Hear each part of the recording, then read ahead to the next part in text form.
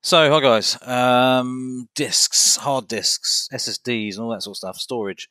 As you can see there, I was doing a disk check, and my hard drive, which was a hard drive that was inside my PC, which has now got a local disk E randomly as its name, even though it was called storage before, has corrupted itself. Don't really know why. It was working perfectly before. I've unplugged it, including the other 3 hard drives that were in there that were storage drives, and I've put them into a docking station. All the other hard drives work fine, their names are still fine. This has obviously decided it's got a corrupted database or something like that going on. Absolute nightmare, because you can't access it. The only real way of actually sorting it is even after a disk check, which is using your run commands and everything like that, you have to go through and do it manually, is basically format it. And obviously there's a load of work on it that I didn't want to lose. Some of it very, very valuable, as in business value for jobs and stuff I've done. So a little bit annoyed that I hadn't got around to backing them up onto, 1, my website, and 2, another hard drive. And yeah, so big kick up the arse for that one, to remember not to just think about doing it, just do it. So you're less likely to actually lose work. But this program here, Disk Genius, so I messed around for like 2 or 3 hours, pissing around trying to work out what to do, how can I possibly get into there. Lots of trawling through the internet, reading Google, watching videos, a lot of idiotic so-called fixes that just don't work, especially when the hard drives are in that particular situation. So yeah, after finding a few different programs I downloaded to try, they were crap. But this one just popped up, and I was like, right, Disk Genius. So I tried it, and I think you could try and recover a couple of files. It gave you the option, and I thought, well, I can see the hard drive, I can see all of the information on the left-hand side, and all the folders and everything, and it's showing up.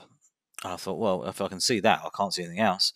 And as you can see there, just left of where the copying process is happening, in purple you'll see storage, 4 terabyte, damaged.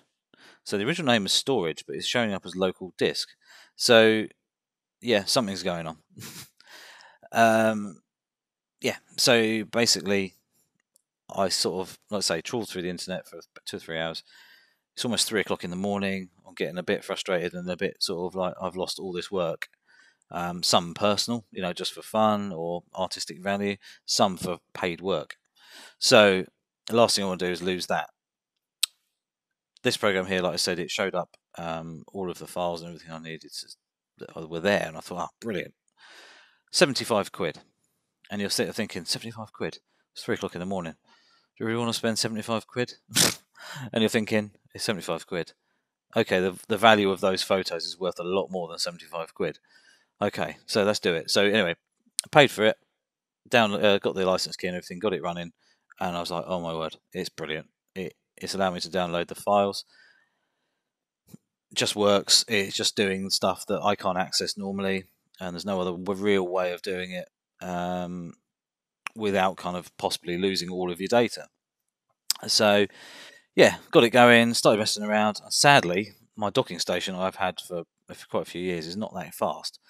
So we were probably at a quarter speed that the actual drive can actually read at, and obviously I'm using SSDs in the laptop, so it can write quickly, but obviously if it can't read that fast, you're going to get a slow copy rate.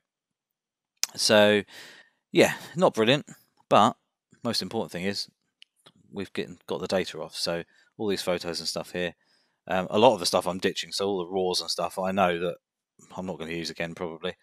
It's allowing me to actually do a bit of a tidy up as well and get rid of some of the raws I know I'm not going to bother using, because these photos have already been used. These ones, Gasoline Alley, for example, so the motorbike, custom motorcycle place that I do a lot of work for. A lot of the JPEGs that are now saved and for them are all in use anyway, so we don't really need the raws anymore. So that's a good way of getting sort of reducing the size of the files in the first place to store. So yeah, that's a good thing in some respects. But like I say, Disk Genius, Absolutely brilliant program. It's worth a go. If you get any problems with a hard drive and you can't access it or anything like that, definitely have a look at it and see what you can do. The only thing is, occasionally you do get corruption in, or failures to actually be able to get the data off, which is a bit sad, really, and a bit of a shame. But most of the time, it's just small files. So like XMP files for RAW, stuff like that, for some reason wouldn't copy.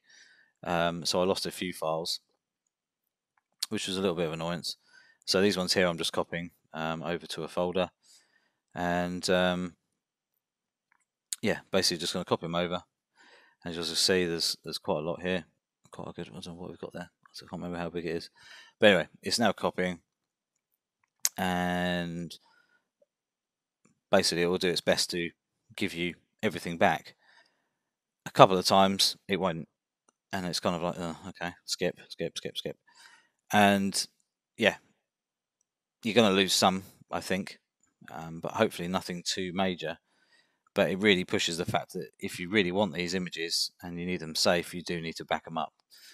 And I had just not been lazy, it's just been busy, and you think, oh, I've done this job today, done that job today, I need to back them up. And sometimes it doesn't always go to plan, does it? And especially when you get this problem here, which is the it can't copy, it's an error. This is a few of the files that you basically aren't going to get back. So it's a little bit annoying, but like I say, a little bit of an eye opener as well. So basically, I skip through some of these, and some of them could be loads, like you can see here. So I'm going to try skipping a few, and you click and you think, well, there's more than one. So you click them a few times, as you can see there. There's still loads. So I just auto skipped, and then basically it just carried on. But yeah, anyway, like I say, if you get any troubles with a hard disk, I think this program is worth looking at. They do like a bit of a trial thing. You can actually access the drive. So if you do end up with this trouble, just download it and have a little play, and hopefully it can fix your issues like it has me. So kind of it, really. That was kind of all I wanted to say. Just if anybody did get an issue, to check it out and see if it may help you, hopefully. Anyway, don't forget to click the subscribe button, little notification bell as well, and I shall see you soon.